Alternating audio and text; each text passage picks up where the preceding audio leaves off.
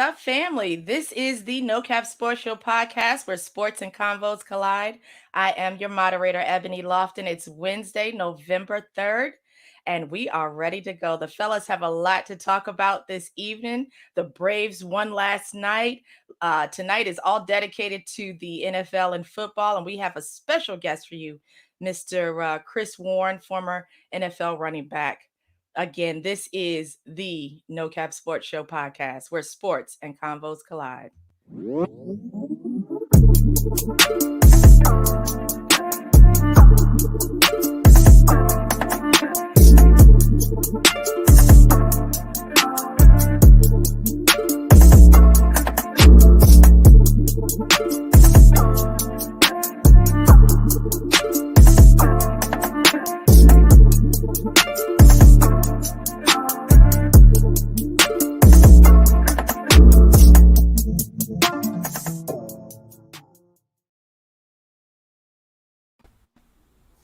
What's up? What's up? How's everybody doing? All right. All right. What's up, man? How y'all be?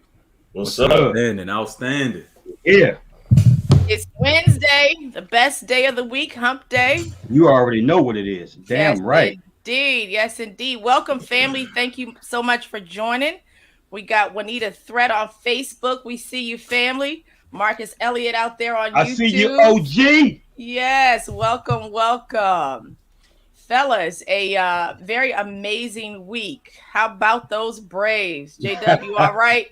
Can you still talk? You know I'm on cloud 9 right now. Oh, my God. You know Poor it. Dusty. Oh. You know, hey, look, and I told y'all game 1 when y'all ticked the group like, oh, Dusty said he was listening to Boosie or whatever. I said, they ain't going to help him when we come cut that ass. Yeah, you did. They ain't going to help him. Yeah. And we cut that ass game 1. They ain't going to help them, man. He should have been listening to TD Jakes. He should have.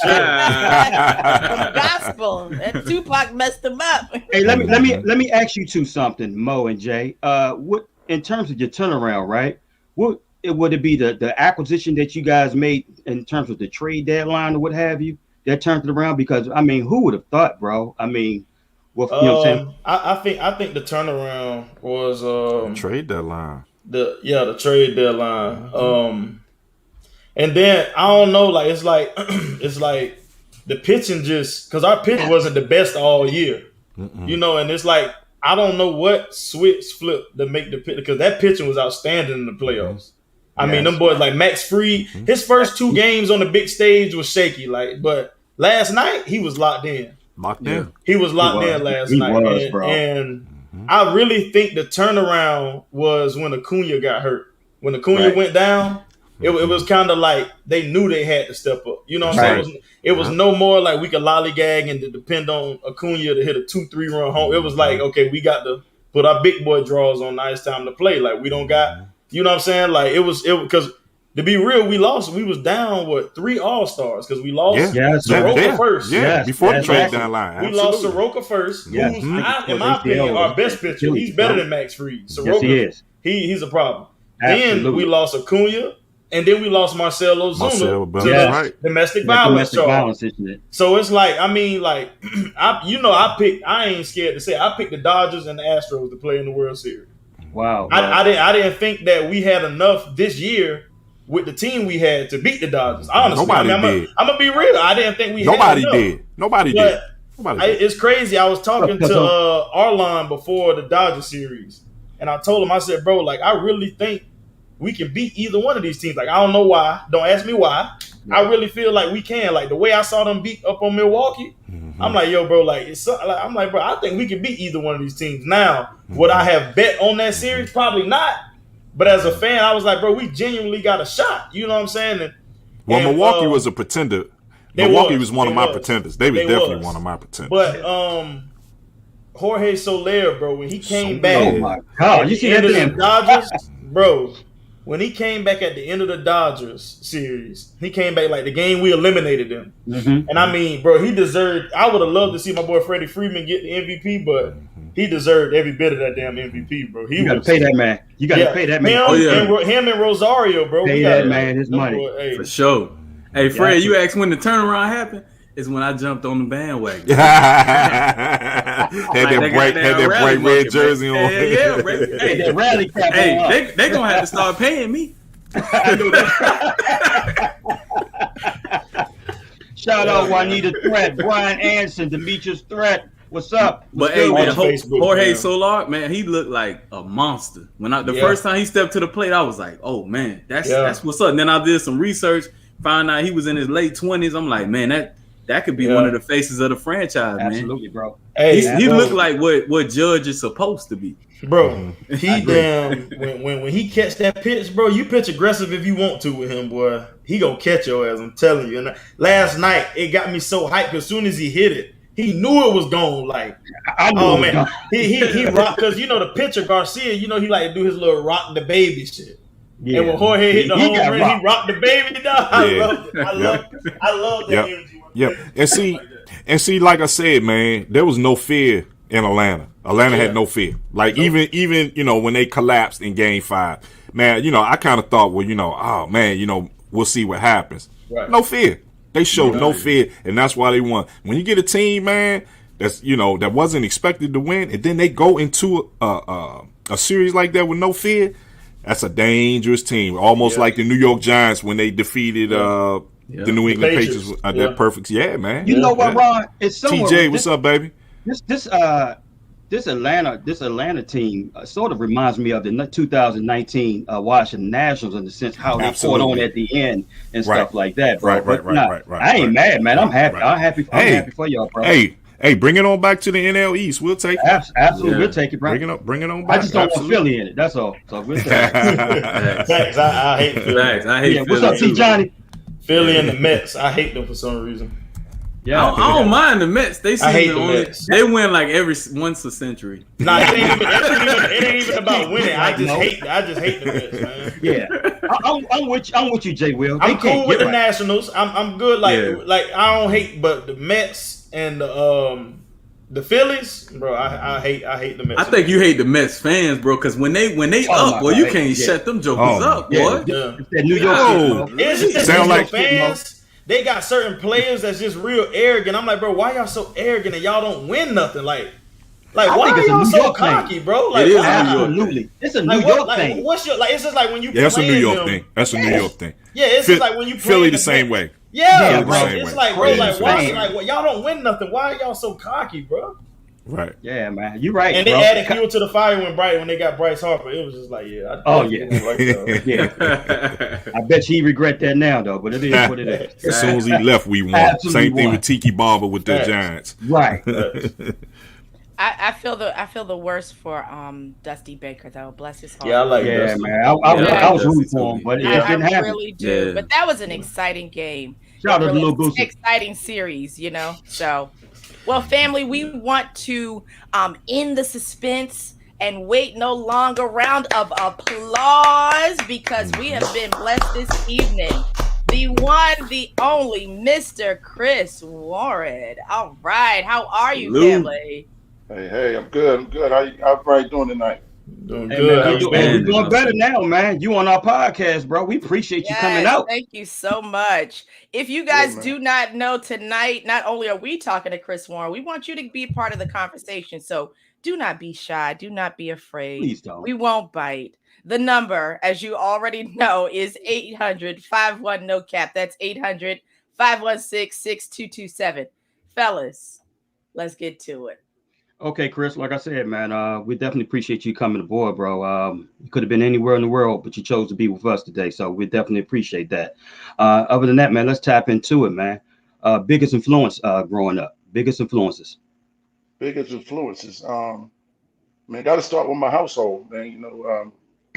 Coming down from my mom's grandmother, my uncles, my pops, I'm a big cousins, everybody that was, around the neighborhood that had a hand in helping me grow up and shape me into the man that I am today.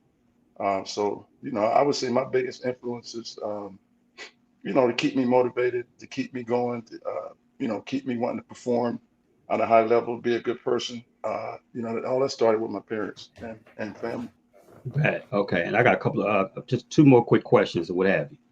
Senior year at Robson, man, y'all was 9-1.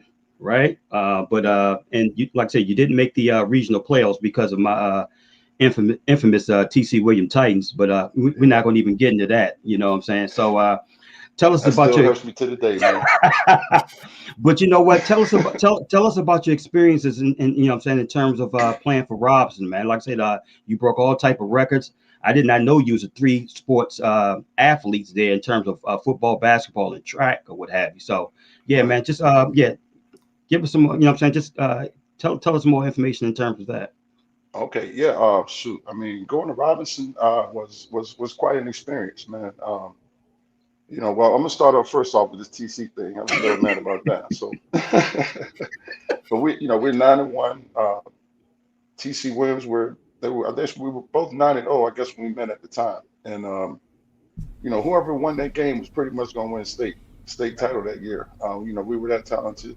TC was super talented, and they just outlasted us, man. I think they just had a little more talent than we did. We made a couple mistakes that we shouldn't have made, and they cost us a game. But uh, playing in North Virginia, that DC area was some of the best competition I had on a weekly basis, man. No matter what sport it was, um, playing against guys, that you see on TV. I mean, these guys went pro. These guys went to D1 colleges, all throughout the country. So, um, just playing in that area and the competition level was like no other. To be an all-star, making all Met and in the DC area was huge. I mean, you knew you were somebody if you made all Met. So it was just a great experience, great competition. And then I still have a lot of friendships from those days, man. Those battles. Glenn Furman, former coach of TC Williams, now Alexandria City Public School, he did say that you was one of the best running backs to ever come out of Northern Virginia. So I just wanted to let you know if you did not I know that already. I almost went to TC Williams too when Oh, I moved from Maryland.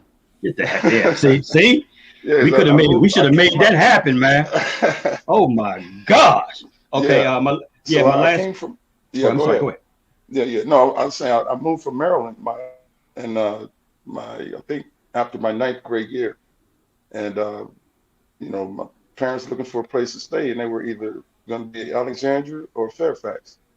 And I think it was just so happened we went to Robinson first, and they didn't let me go. So, but I was just close to going to TC.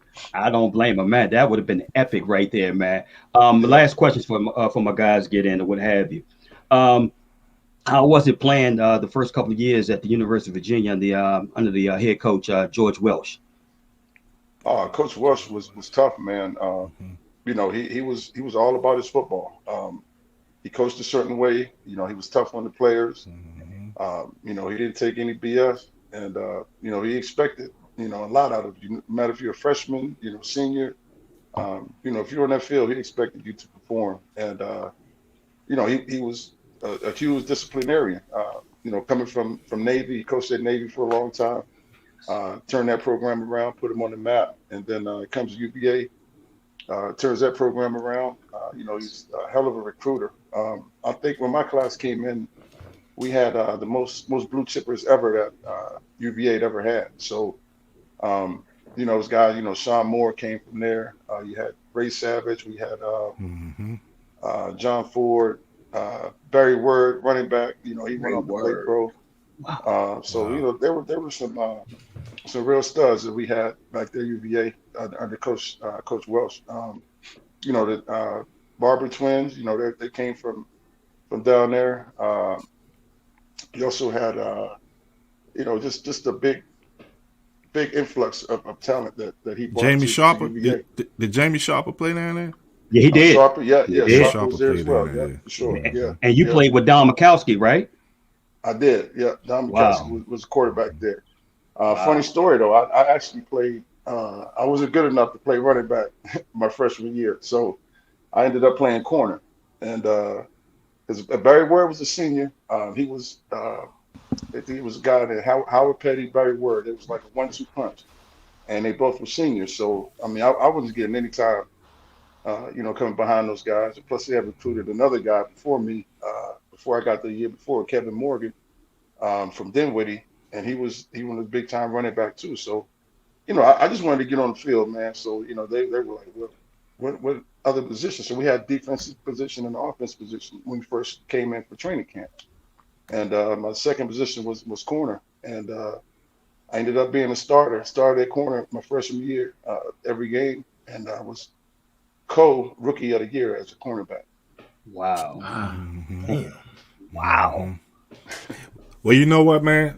That's funny. That leads me into my next question. Obviously drafted in 1990, and you played behind Derek Finner. But I noticed Derek Finner didn't even crack 1,000 yards, I think, for the first 2 years, because I think you barely played the first 2 years. That's right. And let me ask you this. Did you not play the first 2 years because of Derek? And because the reason why I'm asking, because that third, fourth, fifth, and sixth year, all 1,000-yard seasons. Right. That 94 season was absolutely incredible. I think you had over 1,500 yards, 9 touchdowns. Then the next season, I think, was your most touchdowns season. I think you had 15 the very next season. So I bring that up because you said all you wanted to do was get on the field and play. Because like I said, you were a madman once you was able to start a full season. Was that because Derek Finner was the starting running back and they didn't feel like you was ready, or just how did that play out?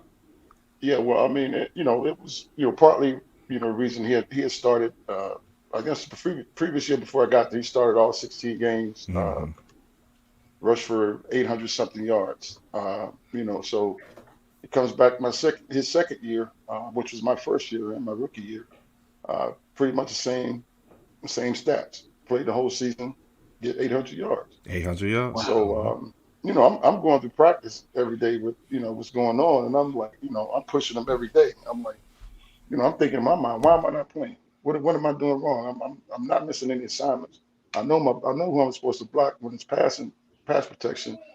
But I think it was something where at the time, Coach Knox, he didn't have a big thing for playing rookies.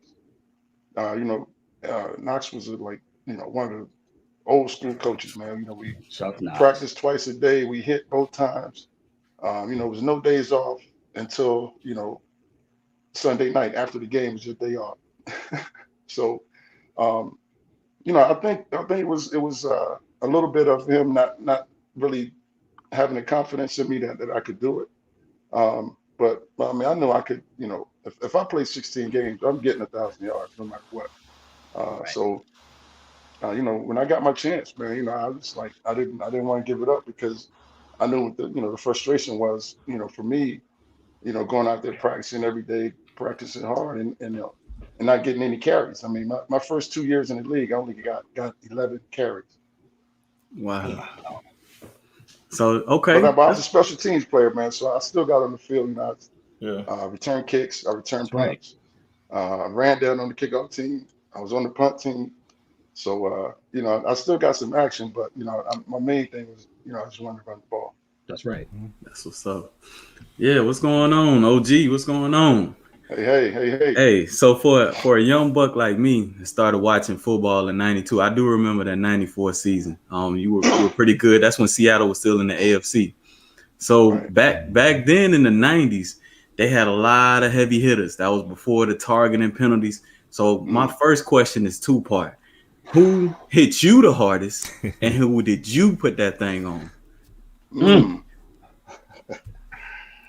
I that's think tough, I know, man, because playing in the AFC West back then was I mean, it was like I figured I put it like it was a golden age of football, man. It was like Hall of Famers everywhere.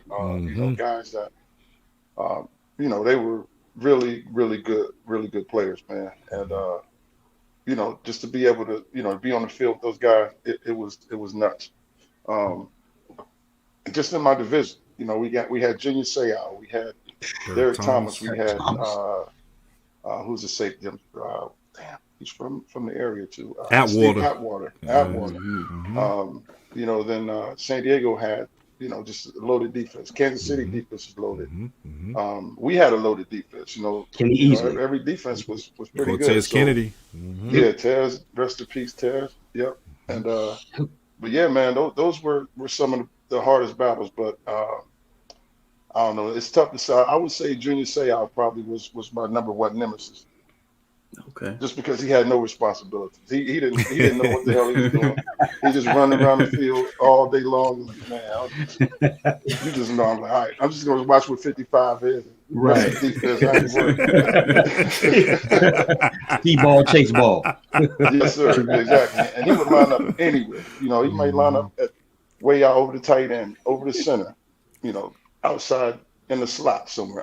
You never know who he's going to be, but he was always at the ball at the end of the play. So Junior probably was the guy that you know, gave me the most problems. Okay. And for me, as far as you know, going at anybody else, I gotta say probably Steve Atwater was probably the one I related to the most. Because, you know, You truck Steve Atwater? Come on now. Oh, Chris is a big dude, man. Chris is like he's like a 6'2" running back. I like that. 6'2". I like that. Once again, you know, game day, I'm 6'2" and a half, about 2. Yeah, because of the I like that.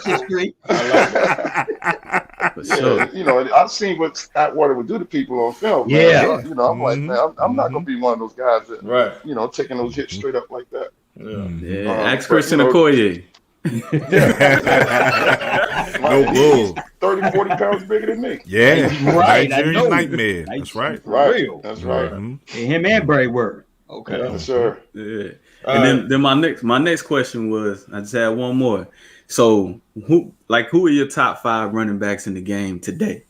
Ooh, that's tough. Top 5 today. I mean, you gotta go with Big King Henry, number 1, of course. King Henry. You can't do anything with that guy, man. He's a problem all day long. You know, from the first snap to the last snap, he can take it to the house. You don't want to see the stiff arm, and you know, and it's great for play action. You know, so Ask Josh Norman. all right, you know, he'll lift you off your feet with that stiff arm. That's Josh Norman. Yep. So Henry definitely number 1. You know, from there you can go, I don't know, all over the place. I like Cook. I like Dalvin Cook up in Minnesota. Okay. He's definitely balling. You know, when McCaffrey's on the field, you can't not pay attention to that guy, because he's a Junior Seau of offense. He'll line up anywhere and get you yards. That's a tough one. Let me see, who else we got. I mean, I've always liked Zeke, man. You know, he was down a couple of years, man. But I mean, when Zeke is right and he's running the ball and that offensive line is kicking, you don't want to see nobody else coming through that hole, man, other than Zeke. Let's see, who else we got here? That's tough, man. Yeah, because it's more of a passing league now. It's a lot of passion now. But I like who else? What's this other guy, man? I like Eckler. I like Eckler out in San Diego. Oh, from San Diego. Oh yeah, he's an all-purpose back, man. He's still is. he'll Backfield give you now. yards. He'll catch the ball in the backfield. Yep. And he blocks. So you know, he's another guy that I watch. You know, that's probably, you know, my top backs that I would pay to go see those guys. Okay. All right. That's a good top 5. So, all right. Jones, my man Jones in Green Bay. Aaron Jones. Okay. Absolutely. Multi-purpose back. Oh yeah, for sure. So I got a couple questions. I got 3 questions for you. So my first question, since Mo took one of my questions, I'm a piggyback off of you. So, like Ron said, you had your 4,000 yard seasons. 1994, you had the 1,500 yard season. So back in those times, Mo asked who was the hardest hitter, and I know you named the defenses back then, but who's your favorite defense of all time? Ooh, favorite defense of all time. 2,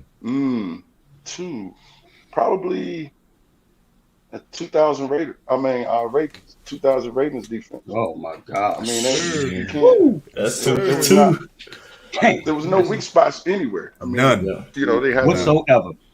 2 big guys in the middle. You got Sam Adams and Saragusa. And you got the ends. You got Sharper and I think it was whoever number 9. Burnett. I think Burnett. Yeah. Robert Bennett or whatever his name. Burnett, whatever his name was. Yeah. Rob Burnett.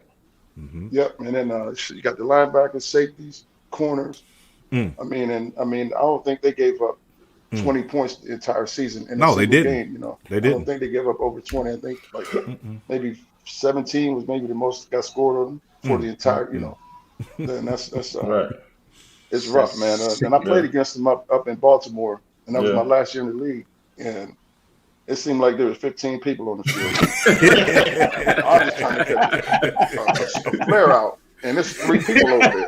Wait a minute, that's a flare out. Don't you have any other responsibility? No, we just go straight to the ball. Right. That Ravens defense will do it for me. Yeah, that's a good one. That's a good one. So I know you said like your biggest thing was just getting on the field, and you knew if you played 16 games, you would have 1,000 yards. So playing 16 games, you know they say running backs they don't last long. So walk us through like how does your body feel as a running back taking all that punishment after a game? Like, does it take you 2-3 days to recover, or walk us through like what kind of treatment you had to get, or Oh yeah. Oh man, it was tough. Like after the games, you're going through the game, you're taking hits, you're getting scarred up, you're getting cuts, you're getting bruised. I mean, it's a car accident every hit you take. If I carry the ball 30 times, that's 30 car accidents in one day. Damn. So, sometimes we played on the turf back then, that artificial turf, and that was like, it was concrete really. So, falling on the concrete and the turf was really worse than getting hit. So, But I can only imagine. And it was a lot of treatment time, man. Like getting your body back together. So after the game was over, you walk to the locker room. You take all your stuff off, shower, you change clothes, go see your family. Day's over, go get dinner. Try to carry on with the rest of the night if you're not injured or anything. So, but my body would feel like it was buzzing from like all my whole arms, legs. Just feel like it's like a warm buzz around your body. Just from all the adrenaline and the hits and this and that. But so when it came to treatment time, I was like, man, I gotta start this routine over Monday morning. Go get your injuries assessed. Might have twisted an ankle, might have banged a toe, might have popped out a finger. Might got an elbow bang. So that's 4 different injuries you got to get treated. So my thing was get in the hot tub, hot, cold for an hour. Then I'd go get massage, chiropractor, yoga, stretching. Yeah, you was the one that got me on the yoga, bro. You got me on that yoga. It's fun though. It's fun. Yeah, yoga keeps the blood flowing. Now your body in tone to where it should be. So that was my routine, man. And but my body would be sore until Wednesday. I mean, I didn't start feeling better until Wednesday. Feeling like, oh, I'm feeling good now. I can get up, I can move. I'm good to go. I'm sorry, I just got a bad visual of Ron doing yoga. I'm sorry. Got that good. But yeah, that's why I applaud these running backs nowadays who can play a whole season and rush for all these yards. Like Derrick Henry, bro, I got the utmost respect for Derrick Henry. No question. Like that dude, they run him 30 times a game. He rushing for 1,800 yards. He playing every game until recently, he got hurt. But man, that man, he got a great deal of respect from me, bro. Especially hearing how you said how hurt your body be after a game, And people hit him extra hard because he's so big. So they come in and him full. The thing is, get him down to the ground. That's all they're trying to do. So I got mad respect. Any kind of way they can. Yep. That is absolutely crazy to have your body go through all of that. Thank you for describing it so much. Family, if you do not know, this is the No Cap Sports Show podcast where sports and convos collide. We are so honored to have Mr. Chris Warren on the show with us. And if you don't know, next week, the family will be live and in person, at least most of us, at Glamix by Hideout, 6355 Rolling Road, Springfield, Virginia. Yeah, we'll leave Mo and J Will where they are. Hey, we ain't want to be there no way. Come and crash that party. Yeah. Hey, Chris, come through if you can. Chris, Come on come through, through man. next week if you can, man. Okay, yeah. If you can, man. Music, If I can make it, I'll definitely be there if I can. Yeah, Sure. doors Absolutely. will be opening at 6:00. Come have a drink with us, family. We would love to see you. No doubt. Fellas, do we want to change the momentum? Get a little bit into the NFL. What do you want to do? Yeah, that's what we getting into right now. So yeah. All right, awesome. Yeah, go ahead. Oh, I was just gonna say it's halfway through, right? Of the NFL. Yeah. Week 8 just looked. Yeah. Yeah. What are your surprises this week for the AFC and NFC halfway through? You guys go ahead. I think my surprise in the AFC is probably it gotta be Kansas City, man. It's like you go from being so explosive to just being so. It's almost boring to watch Kansas City play. It's like I watched from week 1 to this last game, and it's like they're not even trying to get any better, do anything different. It's like we do what we do, we gonna stick with it. If you stop it, you just stop. I'm like, bro, like I get it. You know what I'm saying? Mahomes is known for the no-look throws, but at some point you got to switch it up, bro. Like, it ain't working. You don't look good. Like, and that defense is atrocious. Like, we all knew the defense was bad. But, I mean, that's my surprise out the AFC. And the NFC, surprise out the NFC. I mean, I'm going to do it on a different term and go good. I think my surprise out the NFC, I mean, Go ahead, say it, man. Go ahead. We already know the same. It gotta be Dallas, man. It gotta be Dallas. Gotta be Dallas, man. Like my boy, them my boys. But I'm not gonna lie, I didn't think we would look this good. We actually looked pretty good. I didn't think we would look this good, but I mean, the biggest surprise about us is our defense. It's like our defense is like we give up big plays, but we getting takeaways and we getting stops now. So bend but don't break. Bend but don't break. Right. You know what I'm saying? Like if you're gonna give up the big play, holding the 3, and that's kind of a win. You know what I'm saying? Bend but don't break. Especially with the offense we got, you can hold teams to 3 or none. So that's my biggest surprise out the 2 conferences. What you think, Mr. Chris Warren? Oh man, 2 biggest surprises this year. I mean, Dallas. I mean, that's number 1 for me. You know, just from seeing the way they were last year. And you know, it's hard to compare last year to this year. You know, because every year is different. True.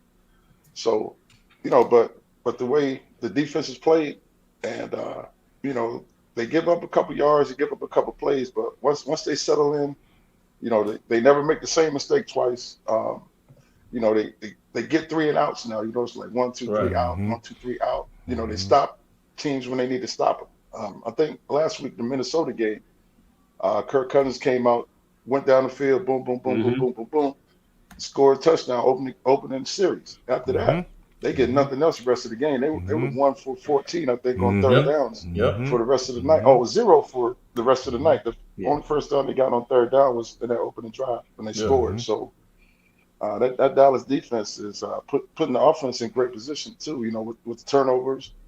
You know, Diggs is just special with what he's doing this year.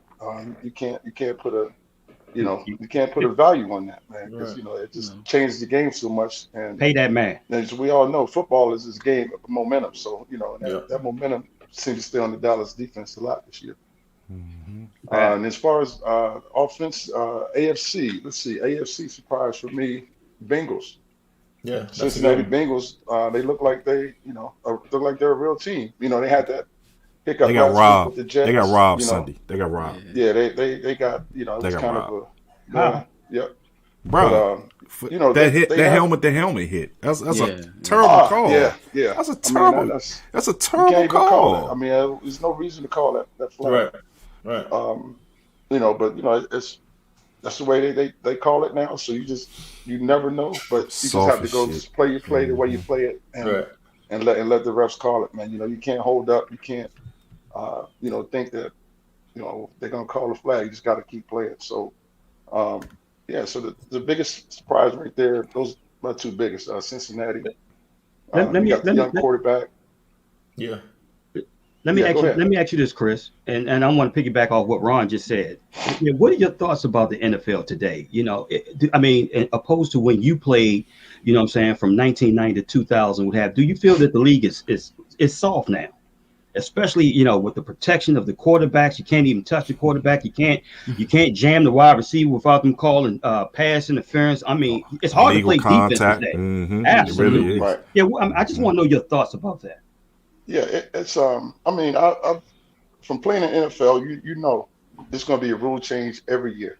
I mean, there were rule changes that came. I played 11 years, and every year there was a different rule change, and I've seen a different rule change ever since I've retired. And you know what I mean. But the one thing that doesn't stop is the players going to play. You know what I mean? The players going to play, and they're going to adjust to whatever the rules are. The best they can. You know what I mean? So. Uh, Of course, the game's a lot softer. They've taken a lot of stuff out of the game that made the game exciting. But I think it's all for the betterment of fans' enjoyment to keep players from being Of injured. course. You know what I mean? So you don't want to see your quarterback Herbert taking a backside hit. He's out for 8 weeks. You got to play backups for 8 weeks. Right. Nobody wants to see that. Nobody. You know what I You're mean? right. So if there's something that you can take out of the game that will make the game better, or keep more people tuned in, I'm all for it. But it's some rules are just stupid. Like the taunting rule, that's dumb. Terrible. These are grown Horrible. men. Right. They're not, Hey, Chris, so, unfortunately, you man, taunt. unfortunately, I hate to admit this, but you're going to have to back up. No, there are fans that love to see the backup quarterback, and that is the Washington football team fan. They love the backup. They love the backup quarterback. Love them. Love them. They never like the starter quarterback. They always begging for the backup quarterback, bro. No matter the starting quarterback can have one bad week. Oh, it's time to put Todd Collins in. Todd Collins, Jason Campbell. When Mark Brunel was playing, bro, it's just always Kirk something, Cousins. bro. I'm sorry, bro. It's always the backup quarterback. But look here, man. But Heineke. But look here, man. I want Fifth string. I just want to get a little bit. I definitely want to switch gears here, man. Obviously, there's a dark cloud over the Oakland Raiders franchise right now. It's a lot going on, man. Unfortunately, Right. Your son was actually drafted by John Gruden his first year. Is that when John Gruden came back? Wasn't little Chris drafted by John Gruden his first year when he came back to Oakland? Yep. Right. So, first of all, let me get your thoughts on John Gruden. How do you feel about him as a coach? Did you see any of these signs, while you were playing? Or, like I said, I know you guys are a big fraternity, so, I'm sure there was always talks behind the scenes about John. And secondly, man, the unfortunate situation with Henry Ruggs III. There's no winner in this situation. It really, like, we talked about it yesterday, and maybe I came off a little judgmental, but after I slept on it and thought about it, because like I said, man, I've been in his situation before where we just do asinine things, and then we have to, deal with the repercussions later. And that's just a recipe for disaster. So talk about John Gruden, and then just talk about Henry Ruggs, man, if you can, just for a little bit. Yeah. Well, I met Gruden during my son's rookie year. I went out there and watched him practice for a couple of days, to see, how to run the program, to see what's going on. He seemed like a genuine dude. We talked for 5-10 minutes. He's telling me about, what he likes about my son. He's, we just chopping it up, just normal football talk. But I had never met him, when I was playing throughout, all throughout my career. I never got a chance to, talk to him or anything. So I never really got a good feel for him. But, after the situation came out with, whatever, he was going through and whatever he was into, it kind of like hit me like, damn, Keyshawn Johnson was talking about how, he'll be in your face and, you'll think like he's just the coolest person in the world, and he goes behind your back, and it's something totally different.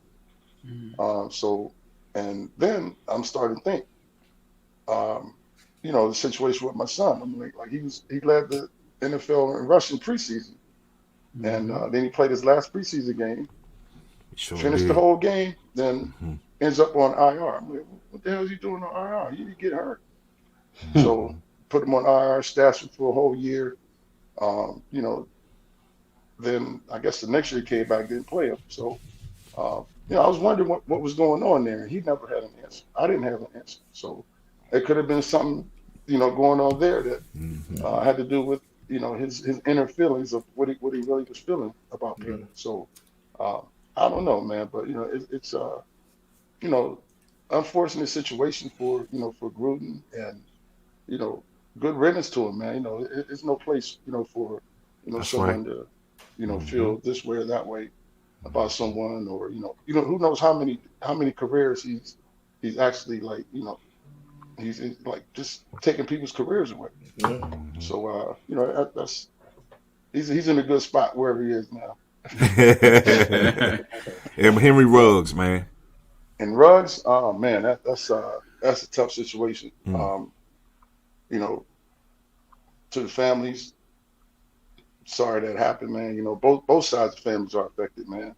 So it's a dark day definitely for the Raiders. But I was in kind of a situation like that. I was a passenger in an accident out of Seattle, and uh, there were three of us in the car. It was myself, uh, Lamar Smith, and Mike Fryer. Lamar was driving. We're coming from Thursday night was the night we would go hang out, get a couple of drinks, go have some fun, and we always had the rookies were driving. We'd use the rookies as designated driver. So this night, particular night, the rookie we didn't know was drinking, drinking, drinking, drinking. So I'm like, all right, I'm cool. I got to ride home. So we're going back home, getting, we done what we're doing. He does like looks down for a second at the radio. The next thing I know, it's boom. I'm blacked out. It's like, what happened? And I wake up, I see all these ambulances and fire engines, fire trucks, and my man's in the back, Mike Fire. He's paralyzed. So and the cops they were thinking I'm driving. And I'm like, well, no, I'm not driving. I'm in the passenger seat with my seatbelt on. I'm just waking up to all this stuff. So the guy that was driving, he got out of the car, took off running, and left us there. So we were left to deal with the police when they got there, man. So we ended up getting it all worked out, but it was all from drinking and driving. And it happens just like that. And that's what I've been saying for 2 days. Just like that, bro. Like in the snap of a finger, everything changes. I just want to know what was going through his mind to be doing 156, bro. Like alcohol. Yeah. Like exactly. honestly, he need to like thank God he's still alive, bro. Absolutely. Like once the survival rate is like 3 or 4% in any crash over 60, bro. You doing almost triple that. Like 156 miles per hour. Come on, bro. 56 miles per hour. Yeah, the airbags went out, deployed at 127 miles. 127 miles an hour. Dang. Yeah. God, man, that's crazy. I had an airbag hit me sitting still, and that shit had my face numb. I know he probably couldn't even feel his head. God, right. And we, like I said, we was discussing last night via the group text, like whether obviously this is a very unfortunate incident, especially for the victim itself, in terms of how could he recover and could he ever come back in the league again. And like I said, I threw out Leonard Little and Dante Stallworth and stuff like that. They was able to, like I said, in today's NFL, I don't know. I don't know. I don't have an answer. You know what I'm saying, in terms of that. I don't. What's your thoughts on that? These circumstances, man, it's tough. Just because his alcohol level was super high. Yep. Loaded gun in the car. I mean, it's like he got multiple felonies to deal with, and and in Vegas, the city of Las Vegas doesn't play when it comes to prosecuting. Right. They want to go for the max and everything. So I just hope he could get 2 years, he could get 20 years. So Let's just hope he can, make some amends, with the family, Absolutely. the victim's family, man. He has to work something out with them because, he's gonna have to pay for this the rest of his life. Yeah, he gonna need a hell of a support group too, man. Hopefully his teammates He- still stay. Facts, He gonna need help facts. because I'm gonna tell you something. He can fall into a state of depression quick after something like this, man. Because it Big probably time. still like everything that happened still haven't probably even sunk in yet. So I mean, it's still brand new, man. You know, 22 years old. Ain't he real young too? Like 22 very years young. old. Yes, 22. sir. You know what I'm saying? Like 22. Right. Just got drafted last year. you go from playing on Sunday to what Tuesday. You done did something that you facing 20 years, bro. Like just in 3 days. I don't get it. You didn't have to put yourself in that situation, but as unfortunate as it is, man. Like I said, man, I have. It's crazy too because they talk about that at the rookie symposium. You know what I mean? It's 2021. All the examples that you have that came before you. You know what I'm saying? All these people talking to you, they advising you, they telling you what to do. You got Ubers, you got all kind of things at your disposal, and you choose to do that. So I mean, it's tough. You know, he got to live with it. As far as Leonard Little and Dante Stallworth, they were Pro Bowl caliber players too. So when you look at it in that context, the talent always has to warrant the baggage. Yeah. You understand what I'm saying? He was a fringe wide receiver as it was, and no disrespect to him, he made it to the NFL, but just on that level, he wasn't like that. Yeah. So when GMs and prospective coaches will take that into mind when they give him that second chance. Yeah. So hopefully he'll get it. Hopefully, yeah, but he got a lot of work to do before he get to that point. Again, he got a lot of work to do. Yeah, I hope you do. Yeah, absolutely. Hey, Chris, I want to ask you one more question. So everybody see like the Jerry Jones doing the games, and they like a lot of fans, including myself. I'm gonna keep it real. I'm like, yo, Jerry need to let the coach be the coach. Like we need to get a coach who's not a puppet. I feel like all the coaches he get are puppets because he want to have his hand in everything. Game get close, he want to come out the owner's box on the damn field. You know what I'm saying, to help him coach the game. So I've heard a lot of people say that they like Jerry Jones. So tell us about Jerry Jones and how you feel about him from the side that the fans don't see, like every day behind the scenes, Jerry. Oh man, every day Jerry, he's a player's dream. I mean, you couldn't, ask for a better so-called boss to have. You know what I mean? We stayed at the best hotels. We had the best food catered for us every day at the practice. Lunch, dinner. He made sure everybody had their money, and you could go talk to him. I mean, you go talk to him about, say, Jerry, go talk. How did you make your money, man? Where you get all this money from? He'll be like, oh man, I don't have no money. I don't have no money. Man. Y'all got all my money.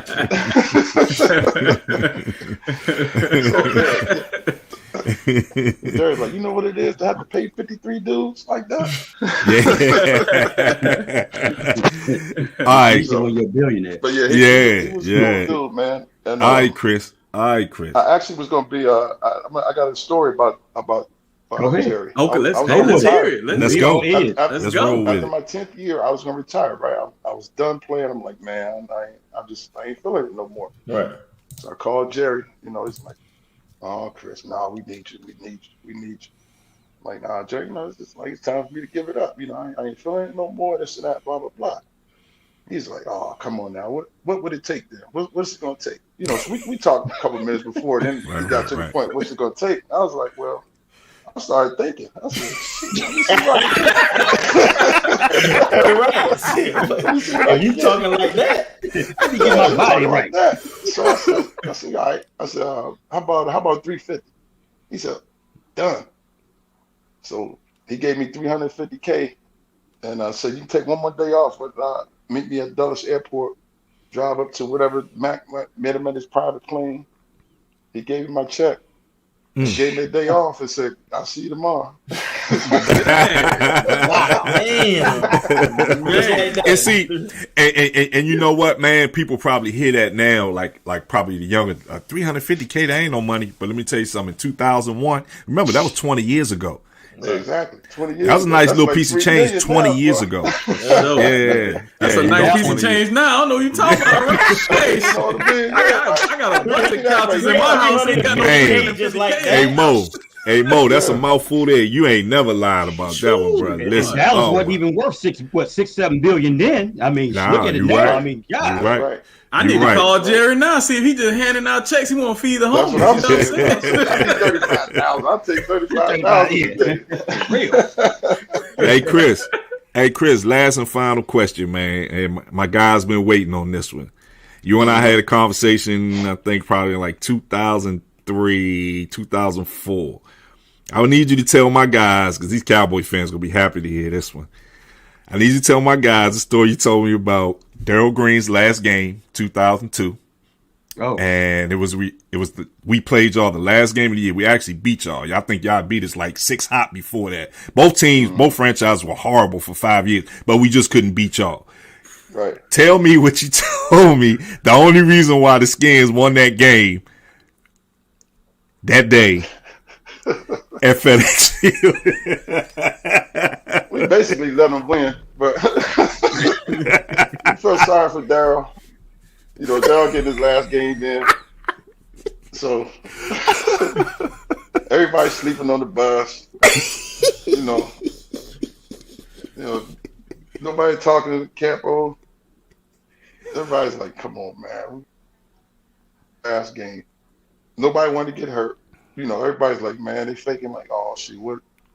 I'm gonna go down in the second quarter. I'm gonna say my ankle hurt, my hamstring gonna be hurt." And you know, Campo, he's looking around doing the game. That's just doing the game now. He start looking around like, "Oh, You can cuss, bro. You can Yeah, cuss. for real, exactly. This is the No You Cap can cuss. Sports Say, Show podcast. say what happened. You good. Tell us. yeah." So we basically just, he said, "Coach, we coaching the team today. We're not coaching the team." We the captains of the ship. The moral of the story, they let us win that game. And but hey, listen, I'm gonna tell you something. I remember, although I laughed, when we talked about that, but I mean, it was a true statement, bro. Y'all owned us. Y'all were like 6-0. Y'all had already beat us like 6 straight before that, we and you beat us the year. Like 21 points down, and I mean, we won the game so many different ways. I remember, man. And, those were heartbreaks there. Boy, Yeah. those were heartbreaks, boy. The way we lost a lot of those games. But yeah, man, I just wanted you to tell the guys that, because like I said, that's the first time I heard a story about that. Off the right way, you know what I'm saying? We ain't want to be complete assholes. Damn. Oh man, Hey, we'll take it. Thank you. Yeah, man, it's the respect of you gotta respect your rivals. You know what I mean? It's a rivalry respect thing. That's crazy. hey, I appreciate it too, Mr. Chris. Y'all wasn't going to the playoffs. We got a better draft pick. I think we drafted, you know what I'm saying, Roy Williams that draft. So I appreciate it. Oh wow, know what? I think Yeah, you're right. yeah, 2003. you're right. You're right. It's a little method to the madness right there. Absolutely. That was an amazing story. Darryl Green, shout out to you. Always number one in my heart. DG, always play the best golf tournament you're going to play in. Wow. Oh, yeah, he does play very well. I Yeah. love it. Okay. All right, family, are we ready for the Ron Rust rant of the week? Absolutely. Let's get it. All right, Let's let's see. I'm excited to know what it is this week, and here we go.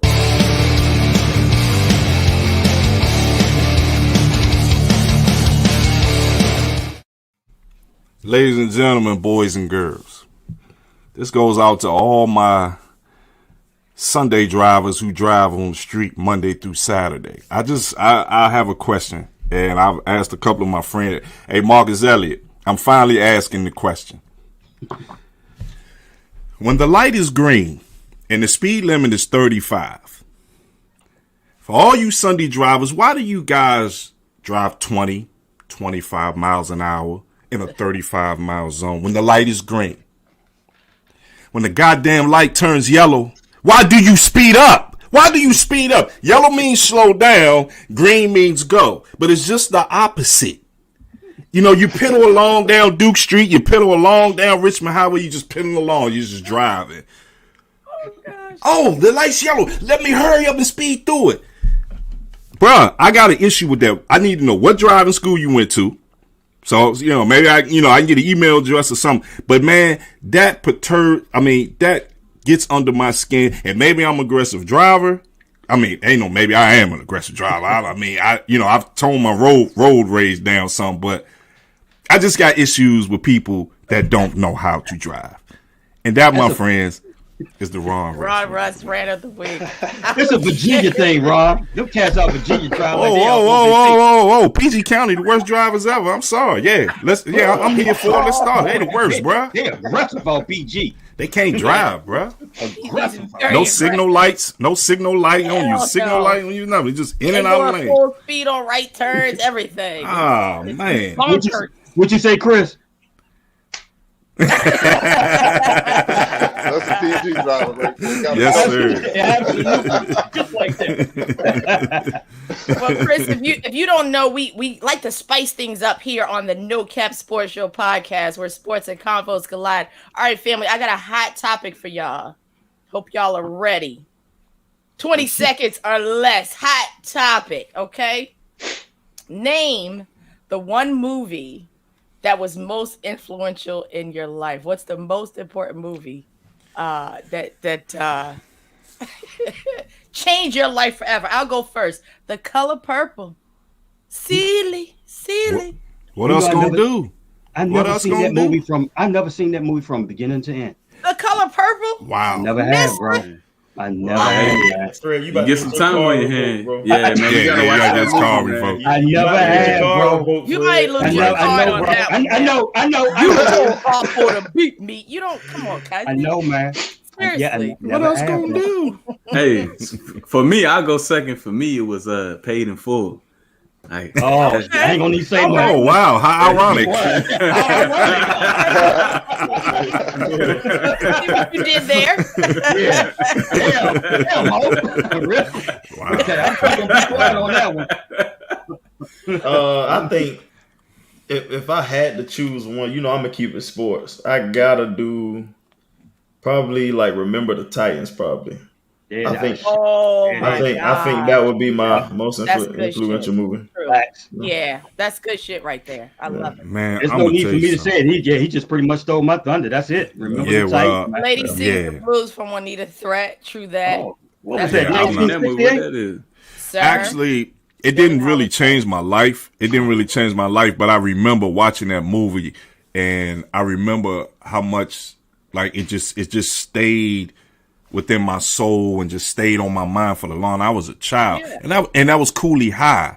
It didn't save my life, but I got so much. I got so much out of that movie at a young age, and I remember watching with my mom, and she cried, during the movie. And I'm like, Mom, what you crying for? I think I was maybe like 14 or 15, but I just remember like not wanting commercials to happen, because it was getting so good. The first time I was like, nah, no commercials. And then when we did have a commercial, I was wait for us to come back for a commercial. But I would say Cooley High.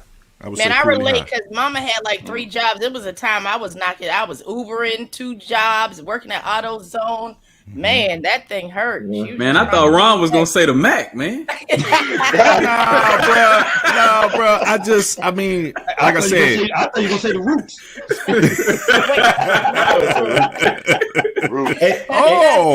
Hey, Chris, what's yours? Hey, Bob, don't worry. I can't even watch that movie, so don't even know it. Hey, Chris, what's yours? What's your movie? What's your Chris? It's a tough question. I would say this is another sports movie. Brian's Song. Brian's Song. Wow. Yeah, that was good. Yeah, man. it was good. Yeah. That was Gail Sayers. The Gail Sayers movie. Yeah, that's what got him in the Hall of Fame because it wasn't them. Got him straight in the Hall of Fame. Chris, your boy Mo Money over there, right beside you, was criticizing Gail Sayers, basically saying he wasn't like a Hall of Fame worthy running back because of that. The reason why he got in was because of that movie.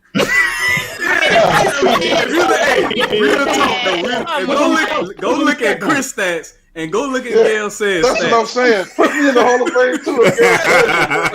Put me in, Hey, coach. look, Hall of Fame. hey, I know we don't got that much time, but Chris, like, how you feel about that? Like some of these guys that's in the Hall of Fame, you know what I'm saying? And like Mo said, like look at Gail Sayers' stats, look at your stats, and you not in. You know what I'm saying? Like, how you feel about that whole Hall of Fame thing? It's you know, Say it with your chest. I'm upset about it. You know, I feel like I should be. You know, I've got nominated twice. 2018, 2019. I got nominated for Hall of Fame. But you know, nothing has happened yet. You know, you look at guys that are already in, and you know, you got to look at what time period they were playing in. You know, at the time playing when they were done playing and they were 4 or 5 years out, they probably were the best at the time right then and there. You know, some other guys come up. You know, every year some guy comes up that's you know, may have more yards, may have less yards, but I don't know what the criteria is, man. I It's don't know political. That's what it is. if it's strictly about stats and numbers. I should be in there because my total all-purpose yardage is over 12,000 yards. Wow. So you know, and I return punts, I return kickoffs. You know, I was all-purpose player. I wasn't just a running back. You know what I'm saying? So I was a football player, really. I didn't, you know, have a particular position. I could have played any position I wanted to, except, you know, offensive, defensive line. Right. So, Chris, but let me what I'm help you more out, pissed Chris. about is I'm not in Seattle's Hall of Fame yet. Chris, let me help you out. They put Mike Holmgren and they just put 2 people in last 2 weeks that got there after me. So. And I broke Kurt Warner's record, who was in the who was already in the Hall of Fame, like I don't know, maybe 10, 15 years ago. So, you know, Seahawks get me over for some reason. So I'm gonna have to get out there and see what's going on with that. I mean, 7,696 rushing yards and 58 touchdowns. Right. Is that is that more than John Riggins? Is that more than Probably John more. Riggins? Watch your mouth. Watch your mouth. Probably more than Terrell Davis. But you see what I'm saying? And I'm a Washington football. I'm a Washington football team fan. John You know Riggins. what I'm saying? I just didn't think he deserved to be in the Hall of Fame. But you know what? That's another subject for another day. It is what it is. Yeah. Hey, Chris, real quick, man. Real quick, man. Talk about your book real quick and tell us what inspired you to write it. Write a book. The book, Life Lessons Before and After the Game. You know, it was, you know, during the pandemic. You know, I'd always been wanting to write a book, and I was working with some people, writing down some ideas and, you know, stuff that I thought could help some of the younger generation, the guys that are playing ball now. And, you know, I had my kids in mind, and I had, you know, just the younger generation in mind. So the whole book is just about the ups and downs of life, you know, things that you go through, negative situations that happen. You have to turn them around. It's like just life lessons, man. You know, for instance, transferring from UVA to Fairmont College. You know, I'm thinking like, you know, my whole college career is over. I'm thinking I'll never reach my dream NFL. I'm gonna go home and people are gonna look at me like I'm a failure. You know, stuff like that. So, you know, you have to turn those situations around. You know, so my thing was, I said, well, I just got to find another school, got to find, you know, a place that's right for me and keep my dream going. So it's all about not giving up. It's all about believing in yourself and just turning negative situations into positive situations. And I give great examples in the book about, you know, just everything in my life that's happened, whether it's good, bad, how it's turned out. Definitely. And just keep moving because life's going to keep happening. Hey, Chris, let me. Can you tell our audience and listeners how can they get the book? You can go get the book, Barnes & Noble website. Just go log in Barnes & Noble website, search Life Lessons After the Game. Should pull up. I think it's $29. And yeah, I'll be doing some book signings in the area soon. So I'll definitely get that information out to you guys. Okay, bet. Do that, man. So yeah, we can continue to plug you. Yes. Absolutely. It was definitely a pleasure, my friend. Copies too, so I'll send you guys some copies. Yeah, that's what I was bet. waiting on. Yeah. Hey, get that man in the Hall of Fame. Get him in there. One. That's right. That is good. Yeah. Get him Right. in. Y'all got to come to the Hall of Fame party too now. When I You get don't there. wrong. For no sure. question. Yeah. Sure. That's You know I'm there, automatic. home. You already know I'm Oh there. yeah. For sure. Yes, sir. Family, we got to thank Mr. Chris Warren again. Round of applause. Thank you so much. Thank It's you guys, been man. an Appreciate absolute that. pleasure. Appreciate that. Thanks for Appreciate coming you, on C again. Dub. Cheers Hey. to you. Cheers, Hey. everybody. The white cup. Uh-oh, Fred is out. Oh boy. It's all Oh good. boy. Oh man, turn Oh off the Lord, lights. Fred. Fred drink that wine like it's Kool-Aid. Man, hey, are you good? Are you good? You good, big Shit is bro? good. I'm good. I'm good, little bro. Yeah. All right, No doubt. Chris, have a good night. Thank you so much. Chris, appreciate you, You Holmes. guys too, Appreciate man. it, OG. All right. Appreciate you, bro. Man. That was absolutely wonderful. Thank you, family, so much for joining us this evening. Again, we will be at Glamix by Hideout in Springfield, 6355 Rolling Road. Hope to see you there. Final thoughts. What do you got? It's going to be another good week in sports. Mm-hmm. Well, Go ahead, sports Ron. heaven. Sports heaven. College basketball in a couple of weeks. We good. We good all the way to July. We are good.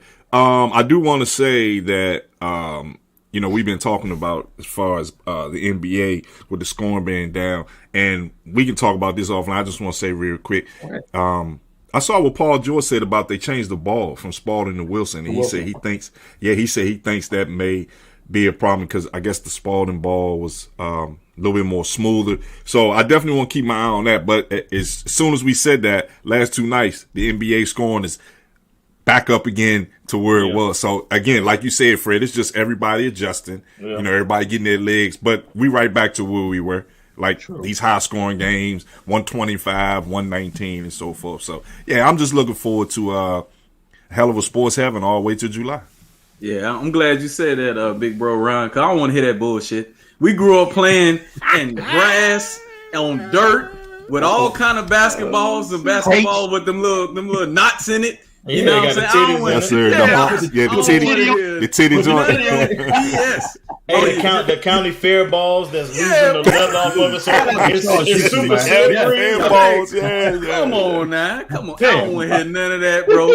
Hey, get in the gym. Hey, you know why it's tough to score? Because Kawhi Leonard ass ain't taking them double teams. That's why it's harder to score. Don't you ain't Yeah, but he been balling though, Mo. He been balling, Mo. Paul George been Paul balling. George, speaking for everybody else, Paul George averaged 28 right now. 28 right now. Yeah, he is, little bro. He killing. He killing. Yeah, they ain't helping them motherfuckers win though. That's not translating the wins, but Hey, they is not work. He But getting no, paid. Paul George is looking like a person we didn't talk about potentially being on that top 75 list. We talked about everybody else, That's but true. pre injury, Paul George was that dude, man. He was in the top 5 of the NBA. Yeah, it's the same thing though. It's like he wasn't that guy for long enough to me. Yeah. You know what I'm saying? 'Cause he got hurt young in his career. So it's like if he would have had like 4 or 5 more of those seasons before injury, he would have been on that. But man. My final thoughts this week, man, is I told y'all I got PTSD from the Cowboys, man. I've been watching them for a long time, so I'm starting to come around. I'm not there yet, man. It's like a abandoned child that didn't have his father, and he promised him he gonna come home for Christmas. I believe that shit when I see it. But I'm starting to come around, especially that resiliency on Monday, because I'm gonna tell y'all 2 years ago, we'd have got boat race. Cooper Rush would have been out there ill prepared. The offensive line wouldn't have blocked. The D wouldn't have stepped up. So, that's my final thought right there. And Justin Jefferson needs to shut the hell up because he didn't show up on Sunday night. He didn't. He damn sure didn't. He didn't at all. Like Ron said, man, I'm in hog heaven, bro. I got football. I got NCAA basketball, which I feel like, hey, I give it to you, Ron, that MLB postseason, but I've been a MLB fan. But you're right. It's up there. But to me, like I said, it's nothing like that March Madness tournament, bro. It just NCAA basketball period is just because those guys trying to get to the next level. So every night, it's like number one really don't mean shit if you playing a top 10 team. Like any given night, a top 10 team can upend your ass. You get shot. Like Or these guys be mid-major. hungry. Mid-major can get you up You out know of what I'm there. saying? Like these guys are hungry. They got chips on their shoulder. They got shit to prove. Like, so and then, hey Mo, I think for the Cowboys, man, it's time to come all the way around, bro. Like that schedule get a lot easier, fam. Like I really don't see us losing until we play like the Cardinals, unless something crazy happens. Like, bro, we got the Falcons, we got the Broncos Sunday, we got the Raiders. Like, I don't really see us losing, man. Like our schedule get kind of easy. So 16-1.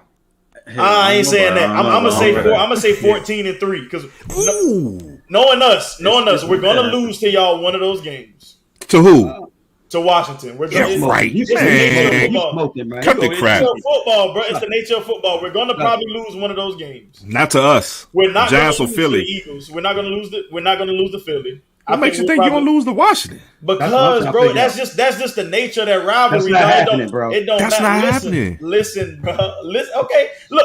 Look. We're gonna come back to the November 3rd episode. We really are. Lose one. We really are, man. I'm telling you, I will not be surprised. But It's a bad football team. I give us 14-3 or 15-2. I say the Cardinals. We might. I'm not sold on the Cardinals.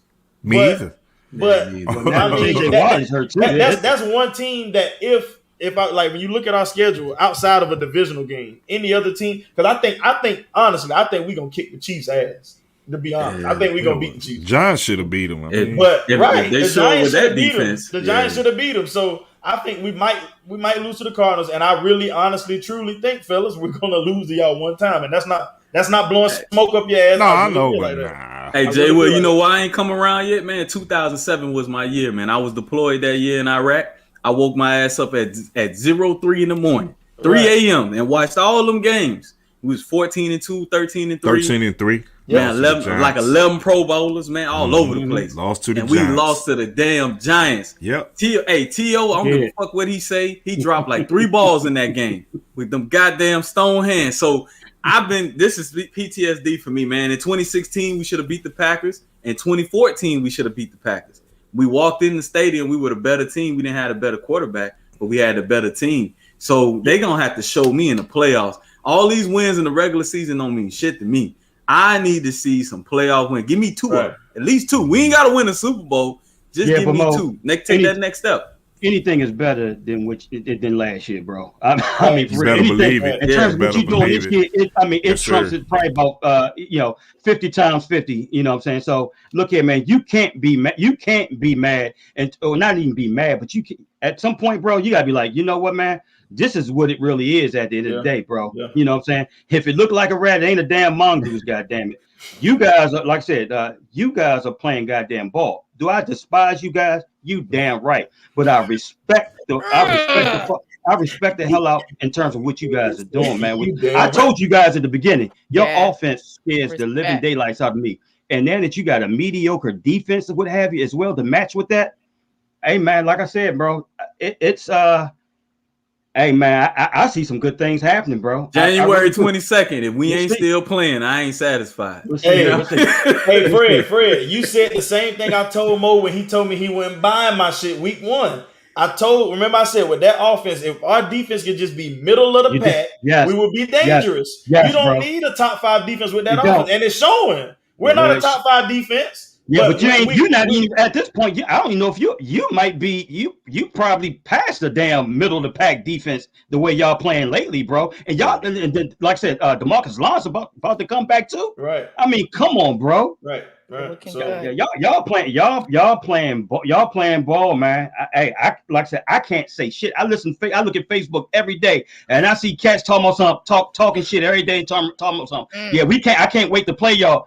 What the fuck you mean we can't wait to play y'all? I don't want to play them. We not ready for that.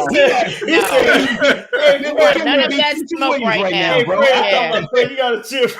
We ain't ready for that action. We ain't ready for none of that, bro. And I'm a fan. Listen to me when I tell you, do not be surprised and remember when I told you we will lose one of those games. Watch. Y'all might lose because just like Chris Warren just said, y'all let us lose. That shit ain't gonna be based on no ability. So all right, Brett. So here's the thing, man. In terms of my final thought, it's not sports related.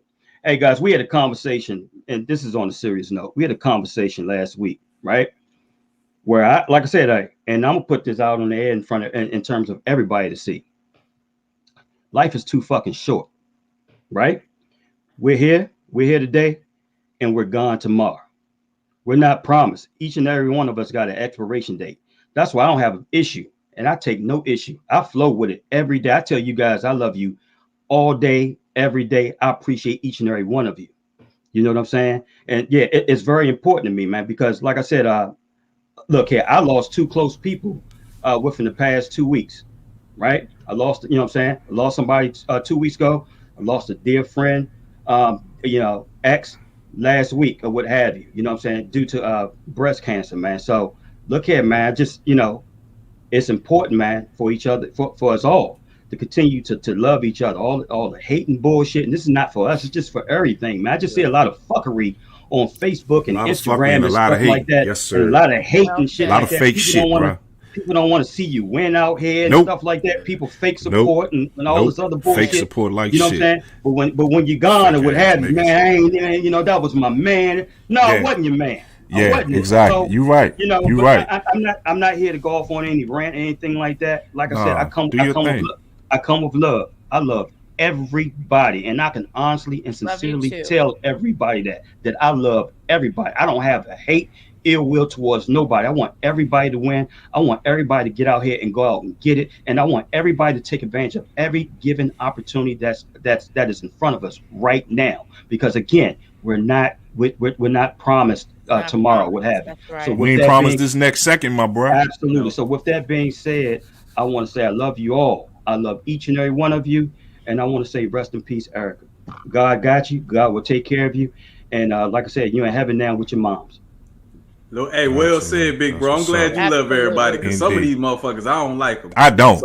So I need to become more like you. Fuck them now. It's gonna be fuck them later, and then it's gonna be like that. Too much phony shit going on.